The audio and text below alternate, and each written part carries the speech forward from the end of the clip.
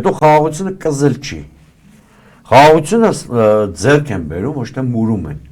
Ձեռք են բերում հմուտ դիվանագիտությամբ, ինչ-որ բալանսներ գտնելով, իմ ասած ոչ մի գործիք պատերազմի հետ կապ չունի։ Նույնիսկ պարտված երկրները ինչ-որ բան պահպանելու արժանապատվություն են ունենում։ Թե չէ բանը Նիկոլ Փաշինյանի պատկերացրած խաղաղությունից խաղաղության ամենաիդեալական մոդելը Նիկոլ Փաշինյանի պատկերացրած խաղաղության հիմա Արցախում է, ոչ մի կրակոց չկա։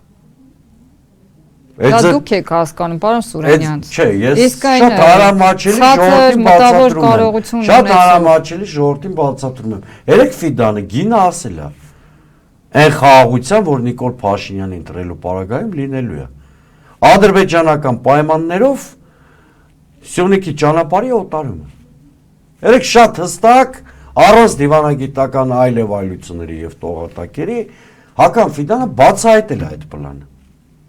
Հետևաբար մնացած զրույցները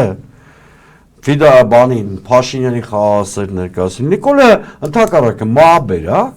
եւ քանի անգամ սեղան 19-20 թվերին իր սեղանին արժանապատիվ խաղաղության լուծումը դրված եղել, հենց ինքն է մերժել արժանապատիվ խաղաղության լուծումը ու բերել է պատերազմը։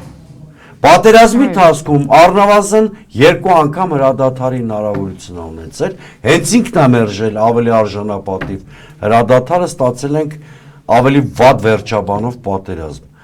Նոյեմբերի 9-ի փաստաթուղթը պարտված երկրի համար շատ բալանսավորված փաստաթուղթն էր։ Հենց ինքն է մերժել այդ փաստաթուղթը եւ մենք ստացել ենք ավելի վատ փաստաթուղթ օգոստոսի 8-ի հռչակագրի, հետո այդ նախաստորագրված պայմանագրի տեսքով։